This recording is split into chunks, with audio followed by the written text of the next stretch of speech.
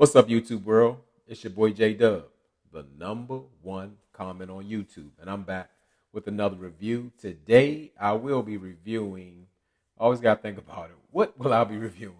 That's not a part of my little spiel, but it's put a ring on it.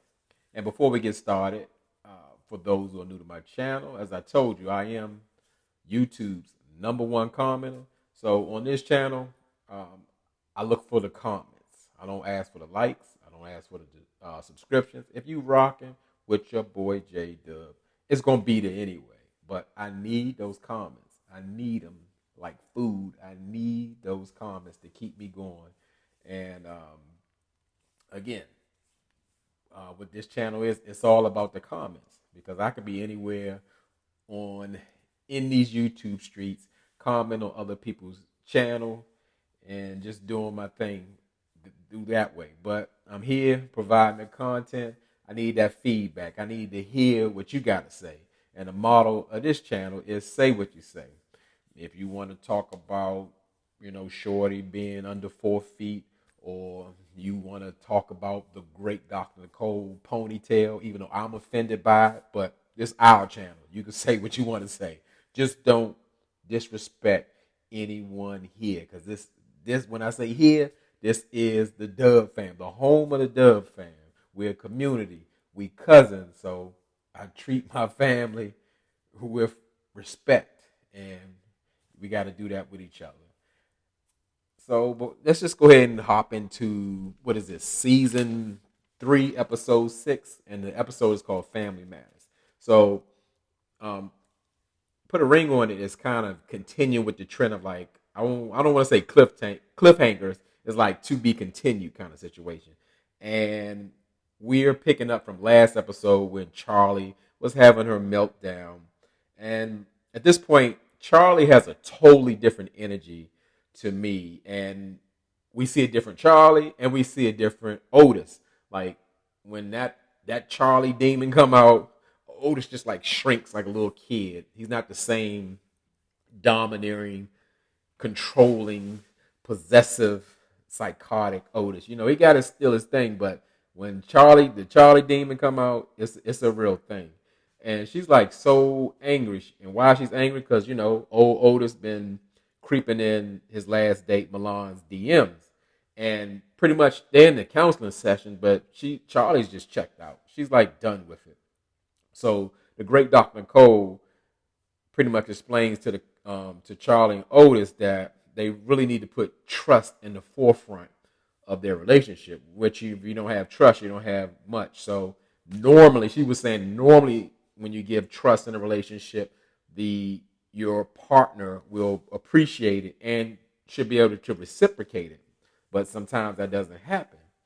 And also they need to trust in the process that this is all for the betterment of the relationship. And the betterment means they're going to get together, be stronger, put a ring on it, move on. Or they're going to realize they're not right for each other and move on somewhere else without each other. So we finally get to the ridiculous Shay and Alfonso. And I can't tell you when I stopped taking Shay serious and what episode, but we know Alfonso stopped taking her serious a long time ago. Why? Because like everything she says that means something or is serious to her, he laughs at her. He laughs right in her face. And Dr. Nicole wants to know, like, what was the situation that happened with the brawl at the hibachi restaurant or whatever. And Shay gives her take on it because Alfonso just gonna smile or he ain't gonna speak. And she pretty much broke it down with saying that what triggered her is that Alfonso didn't speak when she came in. I guess she felt disrespected, and that his date made an aggressive gesture by sliding her chair back, and she left out like a whole bunch of information what happened in that date. And I'm not surprised. Shay is like she's very delusional. She has a narrow scope of things. It's I believe she believes the stories that she's telling. That's how she saw it. That's what she saw in her brain. That's how they say people that mental illness is real. And I'm not saying Shay is mentally ill, but just how somebody can perceive and believe the things that are happening to them. And like I said from last episode, Shay was absolutely the aggressor. Alfonso's date really didn't. She didn't want no trouble. She was just pretty much defending herself, and she showed Shay that she was going to really take it there if that's what she really wanted. So what was another thing was missing was just like Shay. She didn't hold any accountability in that situation. It was everybody's fault. It was Alfonso's fault. It was his date's fault. It was the hibachi chef fault. She wasn't taking no responsibility. How can you ever grow from that when you can't see yourself or where you played your part in that? And she doesn't at all. And Shay is really bothered by Alfonso's laughing at her all the time. And I get that. I don't know if it's a nervous tick or defensive thing with him going on, but everything she talks about serious. He laughs. He can't take it serious. And she even brings it up in front of the great Dr. Nicole. And he's still doing it. Dr. Nicole pulled his car. Like, look, the lady just said 2 seconds ago, can you stop laughing at her? You still laughing at her. And he like, oh yeah, it is just I guess it's a work in progress, so things don't change overnight or whatever. But we're on the same page, trying to accomplish the same goals, and go a tad bit into more of Shay's delusion. She is telling Dr. Nicole that Alfonso is her spouse, even though they're not married. That's her boyfriend, and they are planning to get married. However, I may have a different take on it because Shay did mention before, like on a one-on-one with Dr. Nicole, that they actually went to Las Vegas to get married. So she probably sees Alfonso as her husband for real. But again, as I said, Shay just has that tunnel vision, those blinders on, where her reality is skewed. And that was even brought up with the great Dr. Nicole. Dr. Nicole was just trying to break it down and Shay like, hey, I don't mean no disrespect. When somebody say, I don't mean no disrespect, the disrespect is coming. Or they get ready to say something that's going to hurt your feelings or something like that. But the great Dr. Nicole was telling Shay, like, I don't really mean no disrespect, but like by you wording that, that's not really reality. That's not what it is. You can, but it doesn't make sense to call somebody your spouse when they're not, because that will lead to, I guess, expectations of a spouse. So she's looking at Alfonso as her husband, and he's letting her down, but he's not her husband. He hasn't made that commitment. And, Shay, in her delusional state, to say, well, that's my truth. I hate that term. That's my truth. So you can make up anything you want in your head, and that's what you believe, so that's your truth. That's not the truth. That's what you believe. But that's the thing. That's when you see how difficult she can be, or how much PTSD she has suffered through dealing with Alfonso. She done drove herself crazy dealing with that man. So let's move on because she's exhausting. The great Dr. Nicole asked, like all the couples, pretty much, would they go on another date from with their previous date? So we go to Mr. You Heard Me, Kenneth, and he said he don't really want to go on another date. It just didn't really do it for him or whatever. And of course we know Kenneth isn't. I don't care who you can send him on a date with Beyonce. He don't want to date nobody except Shorty. That's his safe haven. That's his security blanket. That's the woman that's taking care of him. So who else he gonna find that's gonna do that? So he don't want to date nobody but Shorty. And Shorty said she wanted to go out on her date again. The little light skinned dude with the 3-year-old or whatever that opened the gyms, because he made her feel like confident in a very awkward situation when Kenneth and his date was there. So she found that very comforting. And Kenneth, he's not happy about it. He giving the awkward serial killer look or whatever. you definitely got to watch the quiet ones. That's a real thing. So he's not happy about it. He don't want Shorty going. He just want to go home and cook Shorty some lunch or whatever and forget about everything. So they get to Shay and Alfonso. They both decide that they didn't want to revisit either date, especially Alfonso. He was saying, she was about to fight with my lady and all that. I don't want to kind of bring that in the mix. And I get that because the whole situation was just contaminated through Shay. And who knows? I mean, after the date, both of their dates was actually sitting down having a meal. They might have made a connection. So that would be something I would like to know if that really happened because it looked like they could have hit it off. So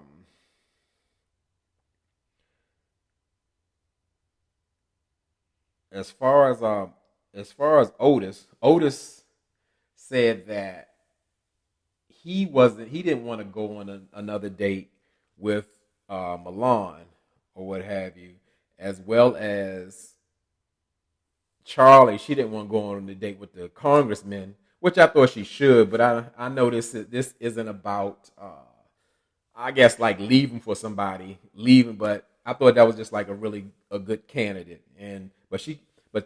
Charlie is so toxic. She don't belong in no kind of relationship. I don't care if she run across the president. She don't need to be with nobody. But Otis had filled us in on something that we had not learned yet. He made a statement where like Dr. Nicole was saying like he should I guess participate in the process. He drops a bomb on everybody because everybody's in the room that he actually DM'd his last date, Milan, separately and try to come up with all the excuses. Well, we know similar people and all of that and all that going on. And, it's just a mess. And that's why Charlie is just like really so angry and messed up about the situation. She just feel like pretty much he cheated. So him not going on another date doesn't do anything for her. She's like, they probably already met up or whatever. And guess what? I believe it.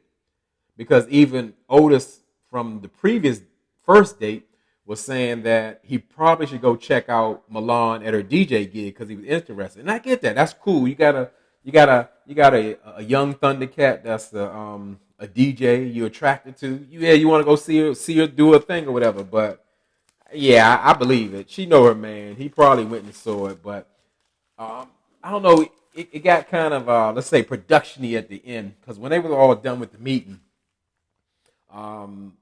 Charlie was looking for the key because initially she had asked Otis she wanted the key so she can leave. He told her no, but it looked like she got the key from production and took the car. And I'm assuming because I think I saw Charlie in another vehicle. I could be mistaken, but she looked like she took Otis' car and left him. So I'm thinking like, how did they get separated where he didn't know where she was and like where everybody's walking out and leaving together and production gave her the car key and left him. And that was never like brought up later in the show because like you left me like and you took my car. That's a problem. I don't care how mad you get, but the couples they really have an assignment to do more so not the dates. They need to talk to their family members to gain like insight if they're going in the right direction by going towards of getting engaged or breaking apart. So we get to Otis' father, and Otis' father pretty much gave him some good advice, more so about listening, because you can tell Otis is not a listener or he struggles in that communication area because you can't tell people who know everything something they think they already know. He know it all, so what could you possibly tell him? And Otis mentioned that. That's funny that his father said that because Charlie says that he has a listening problem and that it's like an interesting take on it. Like you actually have to listen to a woman and what she says. And his father was saying, well, look, you have to do more than just sit there and listen. You have to make her understand and know that you're listening. And what I really would have liked, we all have something to learn, but I am kind of against where you gotta like spoon feed a grown man or whatever. But I would have really liked Otis' father to explain to him how that looks because I can tell you, regardless of age, there's a lot of people who struggle with healthy communication because they've never seen it. They've never been in his presence. So the way they think they're doing it is correctly. So I would say his father should have told Otis maybe like when she tells you something or something that's important, like how you do in a therapy session, repeat it back, mirror it back. So you can say, hey, this is what I understood what you said. This was important. And then, yeah, that's the way of confirming it. But I think Otis is still lost. He just wants to, I guess he's trying to latch on to the information his father's giving him. But he also relates or appreciates that his father is a very patient man because I guess he's heard his own mother, who is not here with them anymore. They've been married. They were married for like 39 years. That she used to like blow up on his father, and he's like, "Wow, Dad, you had a lot of patience. I heard some things that Mom had said to you or whatever." And father's like, "Well, you can't fight fire with fire. You gotta kind of calm it down. You don't throw gasoline on the fire." But to me, it sounds like Otis' mother may have been similar to Charlie, and his father's just trying to give him some wisdom to get through it. I don't know if that's a thing or you kind of gravitate towards people, let's say like your mother or your father. Some people say that's true, but I wouldn't be looking to be getting in some arguments or gotta, deal with all that on purpose. So, all right, going to the next one. We got Kenneth and Shorty. They at the house, and Kenneth is doing his house husband duties. The man's working the eggs. He's slicing the eggs up. That's a slang for some of y'all don't know. From the DC area, it just means he's pumping up what he's doing in the kitchen. He got it a little well done on the side or the eggs or whatever, and you could tell Kenneth he's like on makeup time, like he's in the doghouse, so he's just trying to make everything seem nice and kosher because they had quite an explosive and damaging and demeaning session with the great Dr. Nicole after Charlie just ran down all his deficiencies or whatever. And, you could see by Shorty's body language that she really not feeling what Kenneth is saying. And Kenneth is pretty much saying, I guess he wants to get back to the way things used to be because they really had a rough session. And, he wants to go back to where, where they were so in love and all of that. And Shorty like, well, we just came out a heavy therapy session. You don't want to discuss that because I know you bothered or we got to get this straight. And like, you heard me, he got to squint, he got, pout his lips. We can do it on a date or, just go on the flow. And Shorty was like, well, you don't want to do it now or we might jeopardize the date or whatever. So he like, okay, you right, little mama. We gonna do it. So that was a mistake. It was a mistake. Shorty wanted to know just I guess what he thought of it, and Kenneth was like, what did she mean by saying like women were out of a league? Which anybody would get offended by, even if it's true. You don't want to hear that just because somebody thinks you're lower or whatever. And like I said, Kenneth got real defensive quick on time. But if I can get an old lady anytime I want to of high quality or whatever, I just choose to be with you or whatever. And Kenneth kind of took it the wrong way. Shorty wasn't saying he couldn't get a beautiful woman. She was saying that he always wants a woman that is of higher standards, that let's say is educated, has a great career, has her stuff together and all the things in which he doesn't. And she keeps saying that. And I gotta believe it. Because in Kenneth's defense, he said, well, I don't need a lady for nothing or whatever. He didn't say, no, I have a career. I am accomplished. I have my own things. I can take care of myself. He don't say none of that. So I'm thinking that's absent. I'm thinking Shorty has a point. And all Kenneth has left to do one of his old tactics. He likes to retaliate. So if Shorty ain't saying something right or it don't go right, he retaliates. What does he retaliate with? He tell us, hey, Shorty is 40. And I knew it because I can't say for sure, I saw maybe in my comments or somewhere, I think Shorty was saying she was 36 years old or whatever, and Kenneth say, "Hey, Shorty, you 40?" And Shorty was like, "Okay, and what? You trying to say I'm old or whatever? 40 ain't old or whatever." And which I didn't think it is, but I just knew Shorty was older because she was 4'2".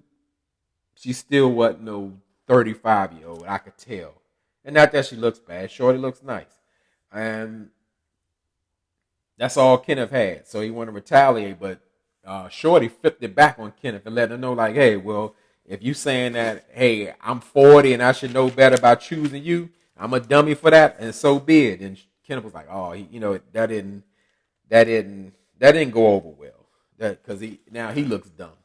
So we go to Charlie and Otis' house, and the tensions are high. It's real thick in there, and we see Otis just sitting around reading a Rolex book. I told you, I did mention that Otis' watch game was on point. That's about the only good thing he got going for him. But you could tell he was just sitting there waiting to speak to Charlie. And Charlie walks in with a little polka dot dress and some little grandma heels or whatever she had going on. And Otis gave like the driest compliment in the whole world, like, that's a nice dress. He didn't say, oh, you look beautiful in that dress. You the baddest little thing you heard me in the dress. He didn't say none of that. Kenneth could have told her something better, but that's Otis's way. I think like anything genuine or anything heartfelt, it doesn't come easy for him because that's just not the way things are.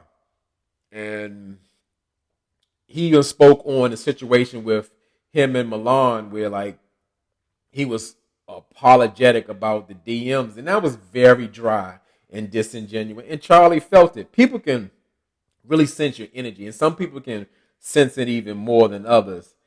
And it just didn't go over well because it wasn't real. It was fake. And Otis is really he wants to apologize so they can get past it and be done with it. But instead of like just more so kind of sweeping under the rug. But you know how Charlie's gonna handle it. She's gonna hit you with some type of passive aggressive statement with it, because that's what she do. She's really still upset. She's not ready to move on, and it's still bothering her that Otis was like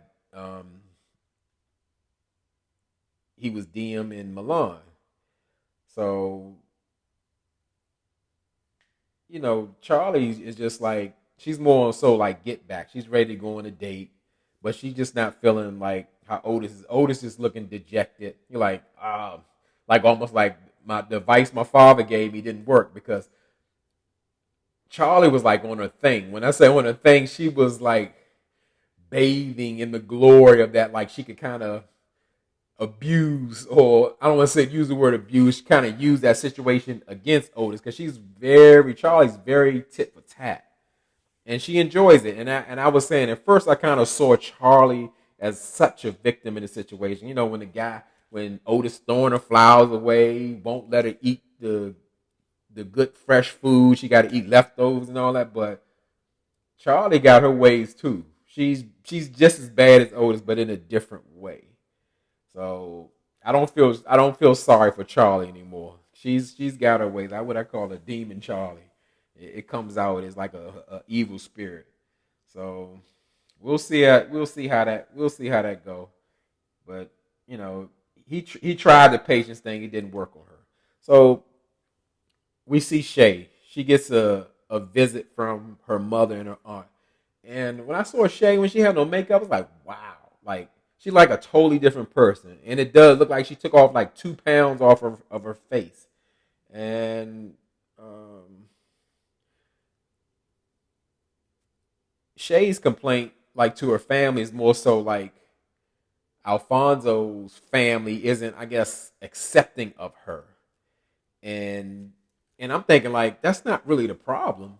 The problem is more so Alfonso. He's using that as an excuse or some type of barrier for whatever reason he doesn't want Shay around his family.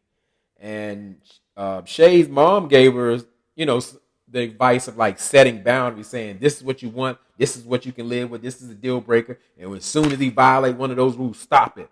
I mean, that wasn't bad advice because, yes, especially when forming a new relationship, you do have to set your boundaries because the person doesn't know what you like, what your deal breakers are until you tell them or show them. But they 3 years in. It's a little too late for that. Mama should have been told you that. So I don't know. He's not going. Alfonso ain't gonna take her seriously and talk about all these boundaries and what she ain't gonna do and what's the deal breakers. He gonna let her walk. He could care less. He can replace Shay. Just get a get a girl and give her the Atlanta hot girl starter kit. I don't know something, but I did like Shay's aunt, what she pretty much told her. It got real simple, man. I was like, she broke it down to Shay and just saying like, at this point, you have to hold Alfonso accountable for his actions or lack thereof. Because if you're giving so much of yourself and he's not giving nothing back or trying to put it in, put the work in the relationship, ain't no point. And then Shay, I guess she got the thing where like, oh, she got the emotional in her confession. Oh, this is exactly what I needed. I just needed the confirmation that it's okay to leave, because in her mind, she doesn't want to leave prematurely before, things fix themselves. It's 3 years in. She be having the same problems for 3 years. Ain't no premature in it, but Shay's full of it. Until she do something different, I don't believe nothing she says. I think she all talk. So we see Charlie. She's one of the cast members that's actually going out on a date, and she goes out with this guy who looks like Odell Beckham Jr. He got the shifty eyes, and he stick his tongue out and stuff when he talk. That blonde hair, it just kind of weirds me out. But I don't think that's Charlie's type. I don't think a congressman is her type either. But I'm not sure. I just don't see the connection. So to me, it wasn't much to the date. And I think Charlie just went on a date to spite Otis just to make him jealous. So I think she likes to. I think she enjoys being in that toxic circle or merry-go-round. So let's go over to Kenneth. Kenneth finally takes Shorty out on a romantic date. Looked like he took her to a diner or something, and he's trying to throw the hot boy charm on and saying you heard me, we making progress. You heard me, and we doing big things. We gotta get back to our old self and all that. Shorty like, no, no, that ain't really happening, and she not really feeling it. She can like really see through him trying to just make up or do that sweeping under the rug. Shorty is really direct with her. I'm surprised that she's having so much trouble getting rid of it because you can see like she don't really want to be bothered with Kim no more. He even went over to try to get her a kiss, and she's like, "Whoa, whoa, you supposed to say something sweet or something leading into that." I'm like, that's kind of pushing it, Shorty. Y'all been together for 3 years, and you got to say something romantic or something to get a kiss from you or whatever. She just don't want to be bothered. So she's like, to me, she's over it, and she can see through the fake charm. It probably makes her sick to her stomach. That's how he got her with that fake Louisiana charm. I don't know. So Shorty pretty much breaks it down plainly and directly. It's almost like a mother thing. Mama give you great advice and give it to you for real. She pretty much tell him like, realistically, you got to think about it. You may not be being fair to yourself or to me. That like really this isn't for you, and you pretty much should choose yourself in a situation. She's trying to get rid of him. So we go to Otis and Charlie. And they meet up for a date, but I really can't call it a date because it don't look like things were hostile. I didn't see no food or nothing like that, and I call it them meeting up on neutral ground. And they're both really over the situation for different reasons. Otis is over. He don't want to discuss it no more. He probably felt embarrassed, like he used his father's patient tactics. That didn't work. He got humiliated, and he don't want to talk about the DMs no more because he felt like he already apologized. And Charlie just looks like she's just just fed up with Otis all the way. Like everything is coming to a head where she sees how possessive he is, how controlling he is, how he doesn't listen. So those are big things, and it's just like when a woman's fed up, ain't nothing you can do about it. That's what Charlie looking like. She's so over this guy. It ain't even funny. And Otis like still references that he did something great by saying no to Milan on the third date. As Charlie said, it don't really matter to her because again, on the low, Otis probably met up with her separately, so that's not really saying nothing. And Charlie's just looking for a change at this point. She's looking for something different that Otis is offering, not to go back in the same ways because Otis, uh, like a lot of bad relationship, he lacks accountability, and she just wants to see some positive change, not just him talking or hey, I'm sorry. Like he was like barely open his mouth. Well, things is different, things are wrong, and things are not good, but I feel bad I put you through it. Some lame apology or whatever. That's how Otis do when he on his Mr. Otis thing. You can hear him loud and clear with his chest out. So yeah, it's just they go back and forth, the tit and tat, the passive aggressive, and I even got a sense where like Charlie was very heavy on almost threatening Otis, like it could be over, or we can move forward, or we ain't moving forward. Like, yeah, what's up? What you want to do? I don't have to be here. You don't have to be here. I'm like, whoa, Otis, like I don't want no part of that, because the dynamic has changed now. Charlie has the energy, and the shift is just totally her way. And Otis is no longer in control, so he backing off. He don't even want to deal with it. So pretty much that's where it ended. And I think that, to my knowledge, that is another to be continued kind of situation. I might be wrong, but it don't matter. So again, drop down in the comments. Tell me what you thought. Something I missed. Add your point so we can get down there and talk about it. And again, I appreciate your patience. How many am I down? I'm down one video. I still got to do Love and Marriage Huntsville. And I'm going to make time for one of my favorite shows. I can't know if it's still my favorite because it ain't as good as it used to be. But I'm into Real Housewives of Atlanta. So I plan to do a video on that as well. So thank you for your patience. Continue rocking with me. And as I tell y'all could be anywhere in this YouTube world, but you're here with me. I really appreciate it, and I really mean it.